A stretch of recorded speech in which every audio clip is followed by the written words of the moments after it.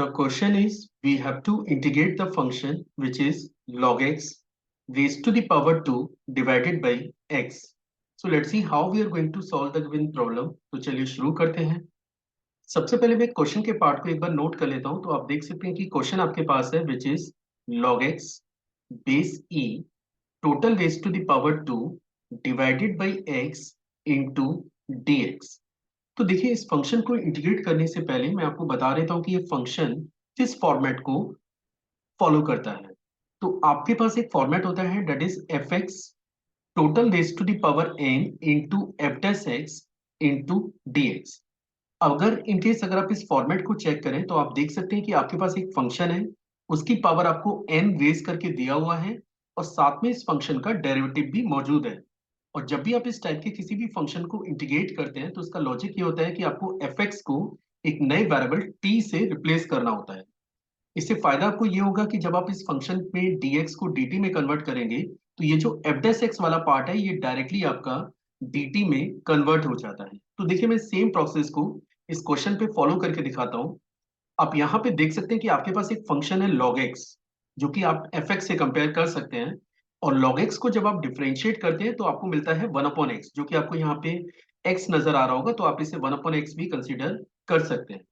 तो इस फंक्शन को इंटीग्रेट करने के लिए what I am going to do, मैं सबसे पहले log x बेस e को लेट एक नए वेरिएबल t से रिप्लेस कर देता हूँ। ठीक है, तो हमने क्या किया है कि log x को एक नए वेरिएबल t से मैंने रिप्लेस किया है। और इन केस अगर आप फंक्शन के वेरिएबल को चेंज करते हैं तो अगला टास्क आपके पास ये होता है कि फिर आपको dx को भी dt में कन्वर्ट करना होगा। तो इन केस अगर आप dx को dt में कन्वर्ट कर रहे हैं तो इसके लिए आपको फंक्शन को बोथ साइड डिफरेंशिएट करना है।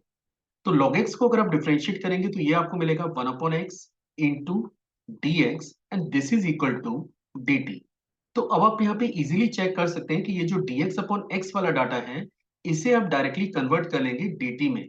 तो अब आपके पास फाइनली क्वेश्चन बच जाता है that is integral of log x को आपने t लेट करके रखा हुआ है तो ये टर्म बनता है टी स्क्वायर और dx अपॉन x को आप डायरेक्टली रिप्लेस कर सकते हैं dt से। अब टी स्क्वायर को अगर मैं इंटीग्रेशन की बात करूं तो टी स्क्वायर का इंटीग्रल हमारे पास होगा T raise to the power 2+1 divided by 2+1 plus constant. यहाँ पे जो कॉन्सेप्ट मैंने यूज किया है वो कॉन्सेप्ट है कि इनकेस अगर आप x की पावर n को इंटीग्रेट करते हैं तो x की पावर n का इंटीग्रल होता है x raise to the power n+1 over n+1 plus constant के। ठीक है, तो यहाँ पे मैंने डायरेक्टली इसको इंटीग्रेट कर दिया और अब ये बन जाता है t raise to the power 3 divided by 3 plus c और लास्ट में आपको t को भी x में कन्वर्ट करना पड़ेगा। और इनकेस अगर आप t को x में कन्वर्ट करेंगे तो ये स्टेटमेंट आपको हेल्प करेगा, यानी कि आप इसे लिख सकते हैं log x base e total raise to the power 3 divided by 3 plus constant.